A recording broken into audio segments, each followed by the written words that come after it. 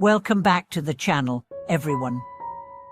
I'm honored to have you here again, and if this is your first time joining us, thank you for stepping into this space where wisdom is not just discussed but lived, questioned, and felt. Today we are diving into one of the most profound and widely quoted teachings from the Diamond Sutra, the four appearances, often rendered as life, for person, for living being, and a lifespan. At first glance, these words might seem straightforward. You might think it's just another philosophical concept. But here's the question. Have you misunderstood the four appearances in the Diamond Sutra? Because if you think this teaching is just about linguistic labels, you may be missing the radical shift in consciousness that this teaching is meant to inspire. So today, we'll explore not only what these four appearances are, but what they are pointing to, and why truly understanding them can transform the way you see yourself, others, and the world around you. Let's begin with a little context. The Diamond Sutra is one of the most revered texts in Mahayana Buddhism. It is praised for its piercing wisdom and its ability to cut through illusion just like a diamond cuts through stone. When the Buddha speaks of the four appearances, he's pointing toward the subtle but pervasive delusions that entangle our minds. These delusions are not just thoughts, they are assumptions. They are the invisible frameworks through which we interpret reality. The four appearances are the appearance of a self, Sanskrit, Atman; the appearance of a person, Padgala; the appearance of a living being, Saktiva; the appearance of a lifespan or soul, Jaiva. On the surface, it might seem like these are all just different ways of saying me, but when you go deeper, you realize each of these reflects a different kind of attachment, and together, they form the foundation of suffering. Let me explain. The appearance of a self is the belief that there is a permanent, unchanging I at the center of our experience. This is the classic ego, the sense of me-ness that believes it controls, chooses, defines, and exists independently. The appearance of a person is more relational. It's the belief that this I is distinct and separable from Pu, that there are truly bounded individuals walking through a fragmented world. The appearance of a living being adds emotional charge. It is the attachment to beings as inherently real and graspable. It's the layer that makes us fear death, because we believe there's a solid being to be lost. And finally, the appearance of a lifespan is the belief that this constructed being persists over time, that I was born, am living, and will die as a single continuous entity. All four of these are false appearances. Not because we don't exist, but because we don't exist in the way we think we do. Here's a story. A student asked his teacher, "If there's no self, who is meditating?" The teacher replied, "That's like asking, if there's no wave, what's crashing against the shore? The wave is real, but only temporarily. It's not a thing, it's a process. Likewise, your self is not a fixed object. It's a process of thoughts, memories, emotions, and perceptions constantly arising and fading. It's not that you are not real, it's that your idea of yourself is mistaken." When the Buddha teaches us to see through the four appearances, he's not asking us to reject the world or pretend we don't exist. He's asking us to wake up from the dream of separateness, from the delusion that I am here and you are over there.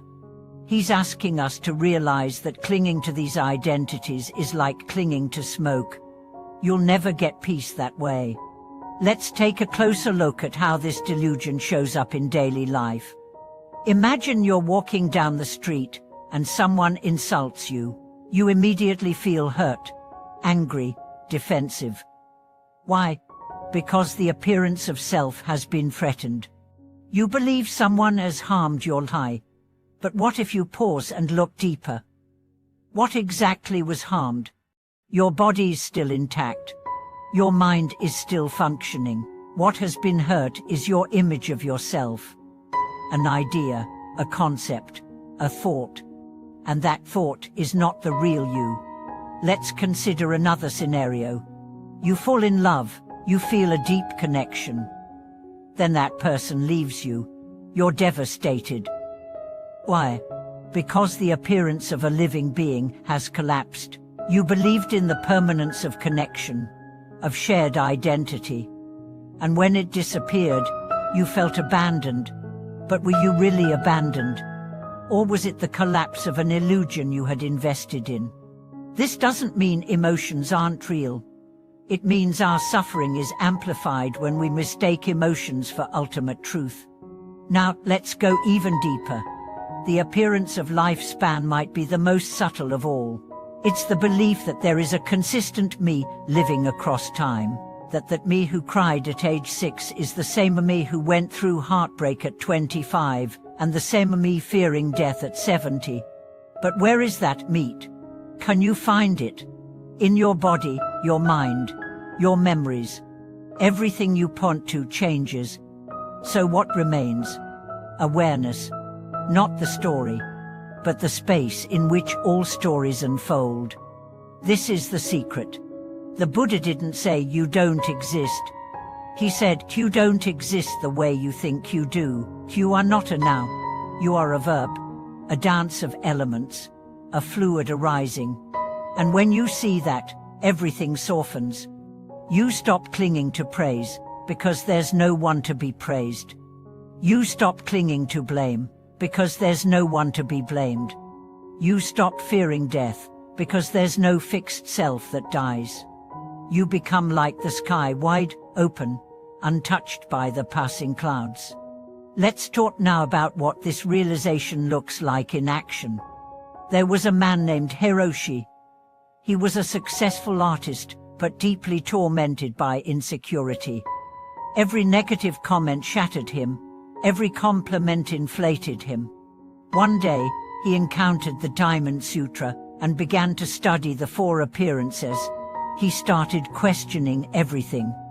Who is the one being praised? Who is the one being criticized? And slowly, something shifted. He continued painting. But now, his art was no longer a performance. It was an offering. A dance of color and form, not tied to ego, but flowing from awareness. When she held an exhibit, someone mocked his work.